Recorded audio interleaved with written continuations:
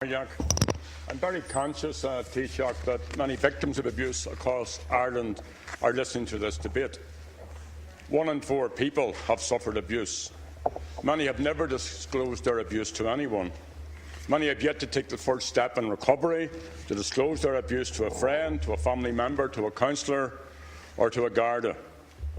Many have been failed by this state. The recent public discussions around allegations made by Maria Cahill have also brought very sharply into public focus the fact that at a time in the North, where large sections of the population did not trust or engage with the IUC, victims of abuse were also failed. A spokesperson for the Belfast Rape Crisis Collective said in 1984, "There are strong and obvious reasons why many women who are raped in the North do not go to the IUC to make a complaint. It must be stressed that even aside from the facts of war and the fact that the legal system has been discredited on many fronts." And then the writer goes on to make a different point. In this climate of fear and alienation, many in the nationalist community turned to the IRA to enforce a policing role it was ill-equipped to perform. Others felt unable to seek support or justice from any channel. IRA volunteers were ordinary men and women. They had no training in dealing with criminality, no resources, legal or judicial or penal, to help respond to or investigate allegations of antisocial behaviour, car theft, robbery, death threatening, sexual abuse and rape, or any of the other criminal actions that a normal police service deals with every day. When other warnings or appeals or community interventions failed, the IRA punished offenders. That is a matter of public fact and has been for a very long time. Some criminals, including alleged sex abusers, were shot and expelled. Anecdotal evidence suggests that some went to Britain.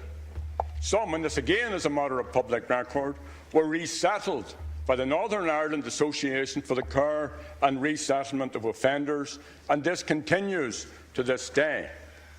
This project, NIACRO, was supported by the Probation Service and other statutory bodies and was funded and resourced and gave evidence in Westminster. What is clear that whatever the motivations of those involved, the actions of the IRA were inadequate and inappropriate in seeking to tackle criminality. And we cannot change that. I have acknowledged the failure of the IRA to deal properly with these difficult issues, and for that I have apologised. In my view, as Uachtar on Sinn Féin, it is right and proper to face up to mistakes or failures, particularly as part of the need to ensure that these mistakes are not repeated. The end result of all of this is that some survivors of abuse did not get the support they needed, nor the justice they deserve. They were failed by the state, by the IUC, by social services, and in some cases by Republicans. This is very clearly, and there is very clearly, a need for society to deal with this issue. And we need to address the failures of the past in the here and now. We must ensure that victims are supported, the community safeguarded, and abusers dealt with through the legal process. Sinn Féin has sought to deal with the issue in a victim-centred way. There is an onus on all of us here to support all victims of abuse. And as you have acknowledged, Taoiseach, Deputy First Minister Martin McGuinness wrote to the First Minister Peter Robinson and to yourself to propose the establishment through the North-South Ministerial Council of an all-island process to deal with the issue of support mechanisms for those who were victims of sexual abuse during the conflict. The objective would be to ensure greater access to counselling and other supports for victims, and to facilitate victims and survivors in assessing the justice system and making official complaints if that's what they wish. This would empower all victims and survivors of abuse to fully avail of existing services to get the justice they need and deserve.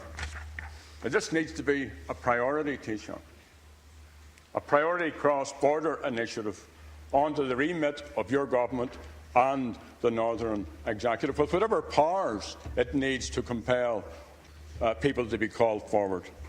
So Sinn Féin and I fully endorse the proposal by Deputy First Minister Martin McGuinness. The priority has to be to ensure victims and survivors have professional services, including counselling and therapy, a channel through which complaints can be made to the appropriate statutory agency or police service, and the anonymity and confidentiality of victims and survivors, if they wish not to be identified, must be acknowledged and protected. This initiative should also be fully resourced by the Executive and by the Irish Government. And surely there is, for all of the words that have been said here, agreement in this Dáil of the urgent need for an all-out and victim-centred process to ensure greater access to counselling and to other supports for those who were victims of sexual abuse and who could not access justice during the conflict or who were failed and let down. Survivors and victims who come forward to Sinn Féin will be and have been supported in accessing appropriate support services and the appropriate authorities. I have called on former IRA volunteers who have any information whatsoever on the expulsion of abusers to bring that information forward to the appropriate authorities. We are calling, and I do so again, for everyone with any information whatsoever to come forward. Yet Fianna Fáil, Fine Gael and Labour have claimed that Sinn Féin is engaged in a cover-up. Let me be clear. As a citizen, as a Teachta Dála, honoured to represent the people of Louth, I have worked with An Garda. I have given them information on criminality, including allegations of abuse. I also work with the PSNI.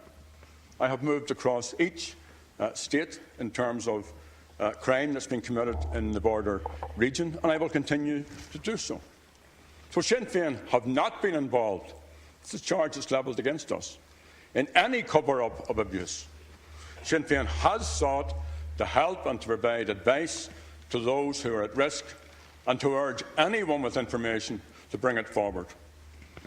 Now, the past few weeks have seen a barrage of malicious allegations made against Republicans. There is one accusation that most people, including myself, accept. Maria Cahill was the victim of sexual abuse. I believe her. There are a number of other elements to this case, but at its core, there is a young woman making an allegation of rape and sexual abuse. As I've said before, all victims and survivors deserve our support to bring the abuser to justice. The other elements include an allegation that the IRA investigated the allegation of rape. And this has now morphed into accusations of a cover-up by Sinn Féin. And then from that into a charge that we facilitate sex abusers. I reject these charges. They are not true. Amid the tsunami of accusations, especially by the independent group of newspapers and from the political establishment here, the alleged abuser, the alleged rapist, Maria's uncle, seems to have been forgotten about. Amid it all, the person who is charged with abusing this young woman seems to have been just disappeared. No word about that. I have been dealing with these issues, attempting to deal with them as they have been presented to me. On the one hand, with compassion and understanding for Maria, and on the other hand, robustly and honestly defending myself and Sinn Féin. Let me say clearly, if Sinn Féin or I was at fault, I would accept and acknowledge that. But the Republicans who played any part in speaking to Maria Cahill, including myself, state with conviction that our concern was for her welfare. Maria was advised to seek counselling and to go to the RUC. She was an adult at that time and refused to go to the police. That was her right. She did go to the PSNI in 2010. And following an investigation by the PSNI, and a high-profile court case, those accused were acquitted. The recent BBC Spotlight programme subsequently subverted due process in favour of trial by media. Trial by media of Padraig Wilson, Seamus Finucane, Breeds Wright, Maura McCrory, Sue Ramsey and Jennifer McCann.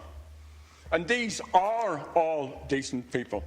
They're upstanding Irish citizens, like the late Siobhan O'Hanlon, Maria's cousin, and others.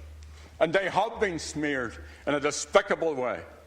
And the court acquittals of 4 of these have either been ignored or devalued by the media and by representatives in this chamber again today. The recent publication of letters from Maria Cahill to Breeds Wright demonstrates very clearly that Breeds only sought to help and support Maria. In 2005, Maria said of Breeds, "You mean the world to me. You are kind, compassionate, committed, and above all, you give me an ear when I needed it." Not my words, Maria Cahill's. The recent political attacks on Jennifer McCann, MLA, an outstanding minister who has worked tirelessly for the rights of women and children, have been a disgrace. The claim that Sinn Féin members were involved in a cover-up, because the claim is that Sinn Féin members were involved in a cover-up because they did not disclose to the police against Maria's wishes. She was an adult when she spoke to some of these folks. However, there were others in the media and in political parties, including the leader of the Ulster Unionist Party, Michael Nesbitt, who has acknowledged that he knew of these allegations and that he respected Maria's wishes and did not inform the police. Are these people now to be included in the definition of cover-up, in the call for inquiries? The Taoiseach and the Fianna Fáil leader and elements of the media have sought to liken the alleged approach of Republicans to this case with that of the Catholic hierarchy. We've been accused of cover-up, as I've said, and of moving the abuser about. No evidence whatsoever has been produced to corroborate these claims, and they are untrue. I am sorry to say that the Taoiseach, the Fianna Fáil leader, and this is a matter of genuine disappointment on my part, have no interest in due process or in truth when it comes to attacking me personally or Sinn Féin generally. The Labour leader went further today and insults the entire community of West Belfast, a community I was honoured to represent for decades. Innuendo, insinuation, distortions and untruths are the preferred weapons of choice of the Fianna Fáil leader, the Labour leader and the Taoiseach. And at the whim of the Fianna Fáil leader and the Taoiseach, there's now a 5-hour debate around what are described as statements on the allegations regarding sexual abuse by members of the Provisional Republican movement. I hope this sets a precedent for regular debates on the North. I've been waiting for months for the Taoiseach to honour a promise he made here to bring forward a motion on the British Army killings of citizens in Ballymurphy. I would also point out that despite the contrived outrage and the theatrics of the Fianna Fáil leader, a number of Fianna Fáil members of his team have approached me privately to say how uncomfortable they are about their leader's behaviour on these issues. On October the 22nd,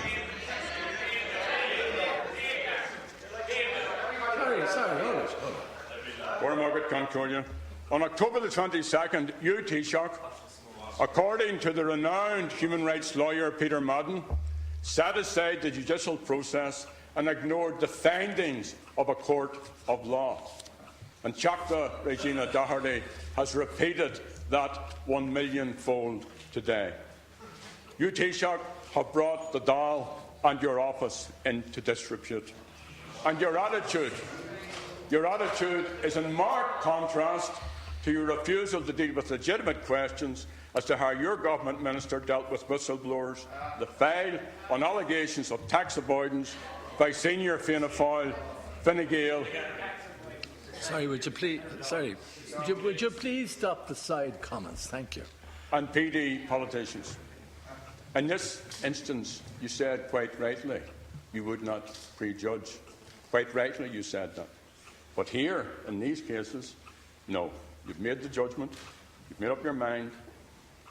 And recently, we have had miles of column inches and acres of outrage about how the IRA dealt with offenders in the community in the north. As I've said before, this was well known.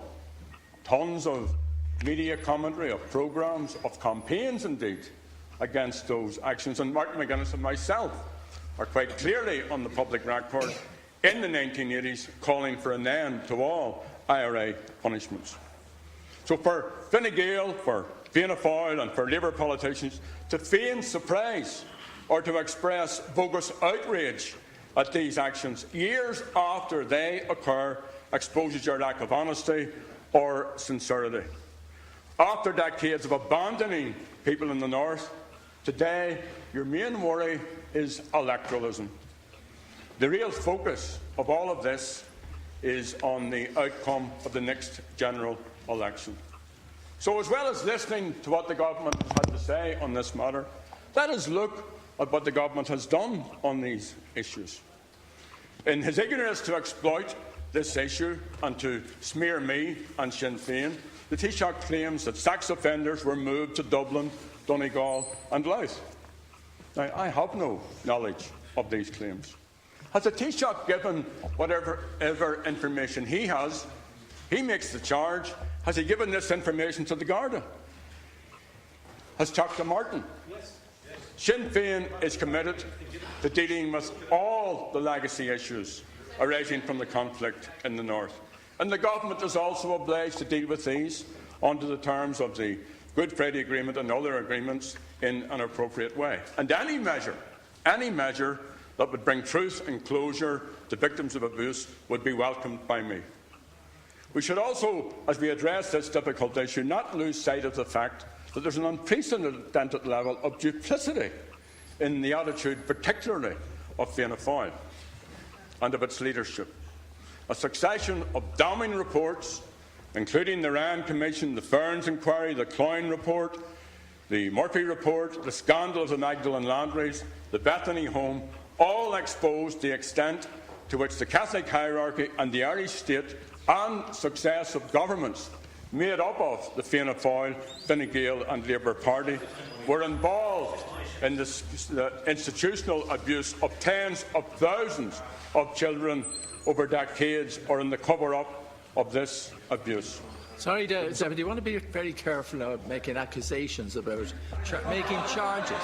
Excuse me, I'm in the chair now, and I'm applying standing orders. You cannot make charges without backing them up. And you cannot make a general statement that any party, irrespective of who they are being charged with wrongdoing. So please remember that. Thank you, Concordia. And if you've any doubt about it, I'd refer you to Standing Order 59. It's worth reading. Thank you, Concordia. It was also a Fianna Fáil minister who did a deal with the 18 Irish religious orders allegedly involved in child sexual abuse scandals, which severely limited their compensation liability to these victims of abuse. Sinn Féin, and in particular Teachta Angus O'Snoddy, has campaigned for many years for an all-Ireland sex offenders register.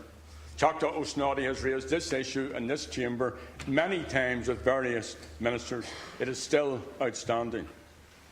The Taoiseach says this government has done more for children than any other government in the history of this state.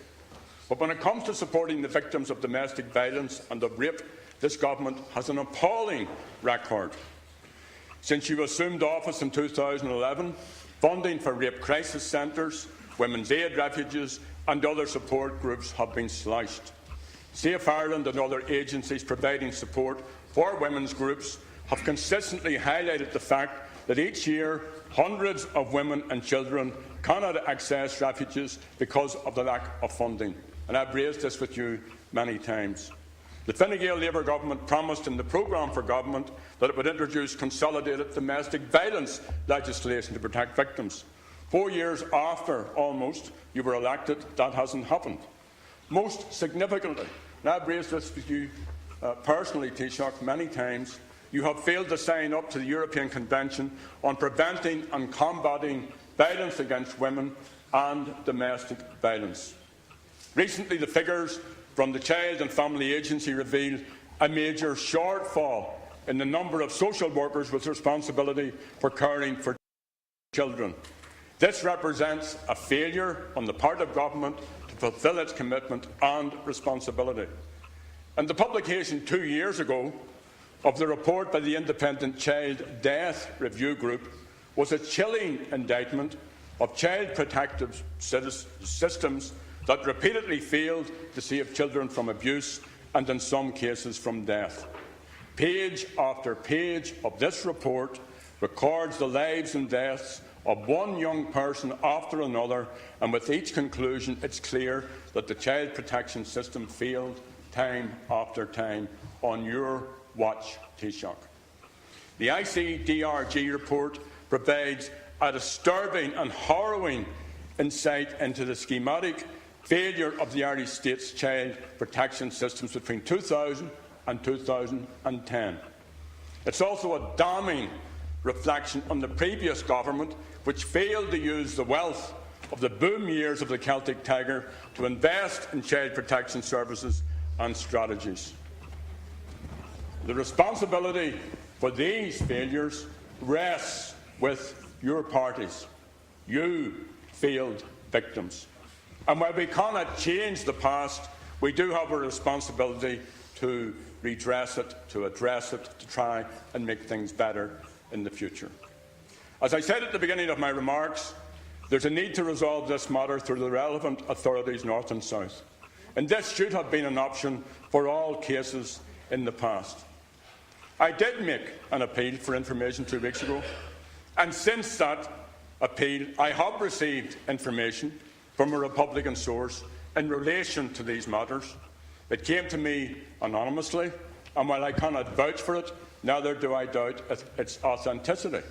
However, that's not a matter of judgment for me, so I have passed this information to Garda Síochána. And I want to appeal again to anyone with any information to come forward, and also, if and when I receive any other information, I will also give this to the Gardaí. The Irish and the British governments and all political parties have a responsibility to deal with this legacy.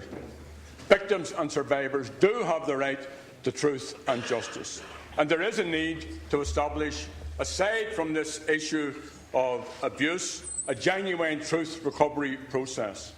And other post-conflict societies have successfully used such processes to deal with these issues. And again, I've raised this many times with you here in this chamber, Taoiseach. The Haas proposals provide a viable mechanism for this to happen. And again, there's a responsibility on all of us, but especially on the Irish government, to agree and advance those proposals. And victims and survivors do include those who were subject to sexual abuse, threat and exploitation, whether by individuals who were members of the state forces or non-state combatant groups, including the IRA or any other individuals. Survivors of sexual abuse and rape deserve acknowledgement, support and justice. Perpetrators of abuse need to be subject to the law and brought before the courts. I wish Maria Cahill well. I hope she finds happiness. I hope she has happiness and completeness in her life. I hope she gets justice and that her alleged abuser is brought to justice. I also hope that the government acts on the proposals that Sinn Féin has brought forward. The Taoiseach says that he welcomes a letter from Deputy First Minister Martin McGuinness, but then let's act on that. These issues are bigger than party politics or the next election. I am sure that all the TDs here who are lucky enough to have families love and cherish your families. All of you. Many of you here have had family tragedies.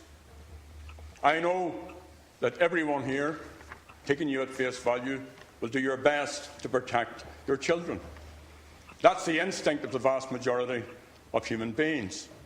Well, it's the same for Sinn Féin members, for Sinn Féin representatives and for Sinn Féin voters.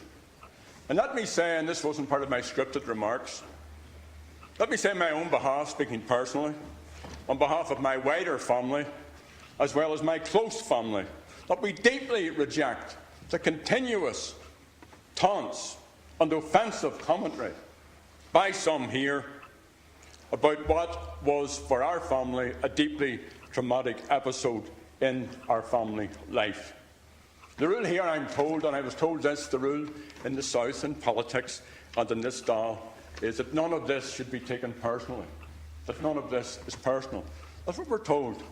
The person who will offend you here in the chamber will sidle up to you outside and say, "You okay?" There is nothing more personal than the remarks some of you have made here today. And finally, I suppose I shouldn't judge you on what you say in this particular debate. All of us will be judged by what we do to protect children and the rights of women. Thank you. I now call on the technical group, Deputies Coppinger, Murphy, McGrath, Finian McGrath and Maureen O'Sullivan. 30